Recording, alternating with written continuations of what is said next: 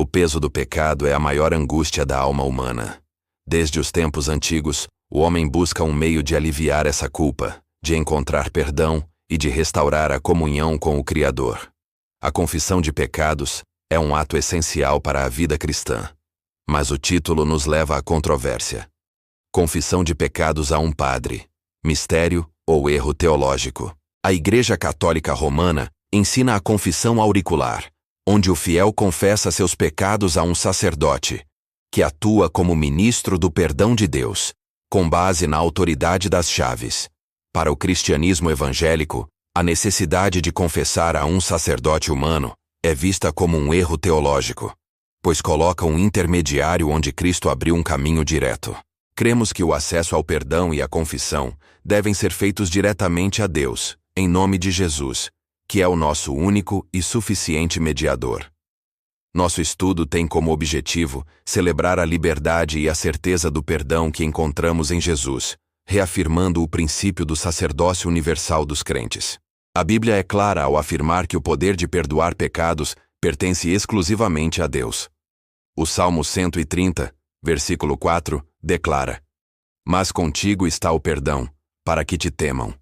O profeta Isaías, capítulo 43, versículo 25, reforça: Eu mesmo, sou o que apago as tuas transgressões por amor de mim, e dos teus pecados não me lembro mais. Jesus, durante seu ministério, demonstrou sua divindade ao perdoar pecados, um ato que os líderes religiosos da época corretamente identificaram como prerrogativa somente de Deus. A confissão católica se baseia em Mateus capítulo 16, sobre as chaves do reino, e em João capítulo 20, onde Jesus diz aos discípulos: "Aqueles a quem perdoardes os pecados lhes são perdoados, e aqueles a quem os retiverdes lhes são retidos." Os evangélicos interpretam essa passagem como a autoridade de pregar o evangelho, que é o instrumento de perdão e retenção. A Igreja proclama o perdão de Deus, mas não o administra. O crescimento espiritual é alcançado ao reconhecer que somente o Criador tem a autoridade para apagar a dívida moral da criatura. A doutrina do sacerdócio universal dos crentes é o pilar da fé evangélica que rejeita a necessidade de um sacerdote humano para a confissão. Em 1 Pedro, capítulo 2, versículo 9, o apóstolo declara que todos os crentes são sacerdócio real, chamados a oferecer sacrifícios espirituais, que incluem a oração e o louvor. A salvação em Cristo aboliu a necessidade de uma classe sacerdotal mediadora. Quando Jesus morreu, o véu do templo se rasgou de alto a baixo, simbolizando o acesso direto e completo a Deus. Hebreus, capítulo 4, versículo 16, nos convida a nos achegarmos com confiança ao trono da graça, onde Jesus, nosso sumo sacerdote, intercede por nós. O sacerdócio universal significa que você tem o direito e o dever de ir diretamente a Deus com seus pecados, sem precisar de permissão ou de um intermediário. O crescimento espiritual é a prática diária desse privilégio, a confissão particular e a certeza do perdão instantâneo em Jesus. O mediador exclusivo do novo pacto é Jesus Cristo, e somente Ele. A Bíblia não deixa margem para dúvidas ou substitutos em seu papel. 1 Timóteo, capítulo 2, versículo 5, é a declaração definitiva. Há um só Deus e um só mediador entre Deus e os homens, Jesus Cristo o homem. O sacerdócio humano na confissão é visto pelos evangélicos como um desvio perigoso que confere a um homem pecador um papel que é reservado ao Filho de Deus. Ao invés de ir a um homem em um confessionário, o evangélico é instruído a ir a Cristo, nosso advogado junto ao Pai, conforme 1 João, capítulo 2, versículo 1. O papel do líder evangélico é de pastor, mestre e conselheiro, mas nunca o de ministro do perdão. Ele guia a fonte, mas não é a fonte. O crescimento espiritual está em viver a solos Cristos, reconhecendo que a voz de Jesus é a única que nos absolve da culpa. A Bíblia encoraja a confissão mútua, mas não a confissão auricular obrigatória como sacramento. Tiago, capítulo 5, versículo 16, diz: "Confessai as vossas culpas uns aos outros, e orai uns pelos outros, para que sareis." Esta passagem, apoia a ideia de comunhão e apoio mútuo na luta contra o pecado, onde confessamos uns aos outros para receber oração e prestação de contas. A confissão a um irmão em Cristo visa o alívio emocional, a restauração e o encorajamento, mas nunca a absolvição divina do pecado.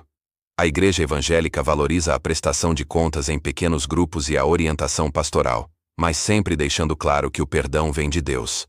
O erro teológico evangélico é o de transferir para um homem o poder sacerdotal de perdoar pecados, um poder que o próprio padre, sendo pecador, não possui. O crescimento espiritual floresce na transparência mútua, onde a confissão é um ato de humildade e busca por restauração, e não um rito sacramental. O sacramento da penitência no catolicismo envolve a confissão, a contrição, o propósito de emenda e o cumprimento da penitência, obras de reparação. O evangélico crê que a penitência, ou as obras de reparação, anulam o princípio de sola gratia, somente a graça, adicionando o mérito humano ao perdão. A penitência é vista como um resquício da crença de que o pecado perdoado ainda requer um pagamento temporal, que é o conceito por trás do purgatório. A Bíblia, no entanto, ensina que o sacrifício de Cristo é o pagamento completo e único pela culpa e pela pena de todos os nossos pecados, sem a necessidade de compensações. O verdadeiro arrependimento e o fruto de mudança são as obras espontâneas do Espírito, mas não a penitência obrigatória para merecer a absolvição. O crescimento espiritual é viver na liberdade da graça, onde o perdão é um dom gratuito e não um prêmio a ser trabalhado ou pago. A confissão de pecados deve ser um ato de profunda humildade e contrição, reconhecendo a santidade de Deus e a gravidade da nossa ofensa. O Salmo 51, onde Davi confessa seu pecado a Deus, é o modelo bíblico de confissão.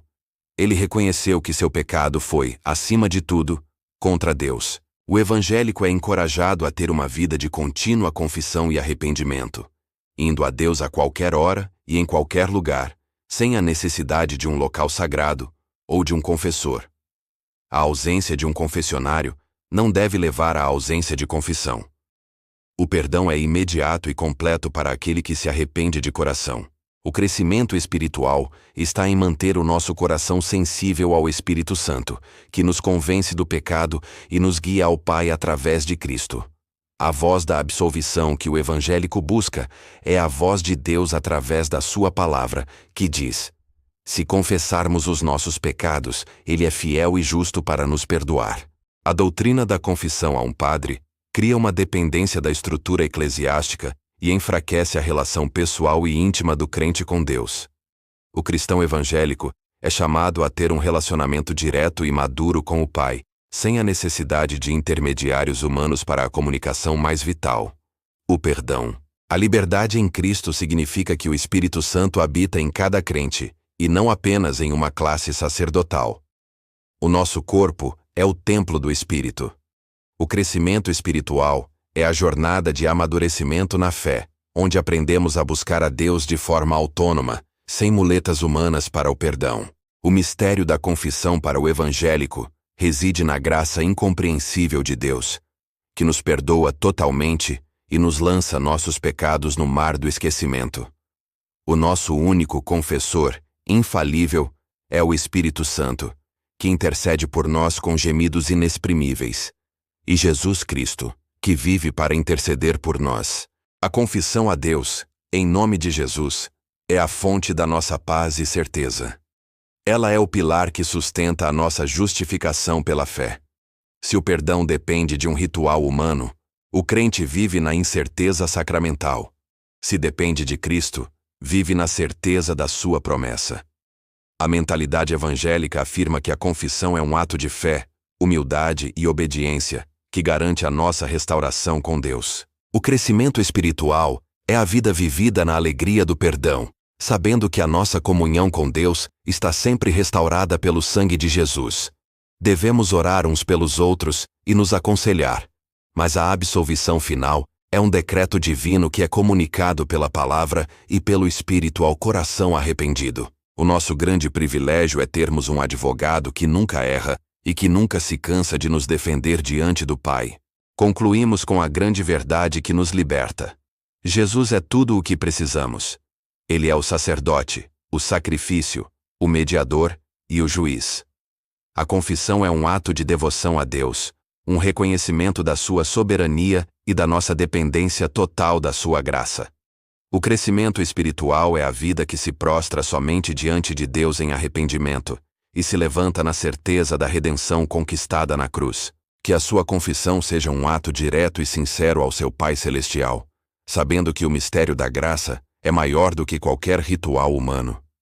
Viva na liberdade de saber que os seus pecados não são apenas perdoados, mas apagados, e a sua alma está limpa pelo sangue de Jesus. Amém.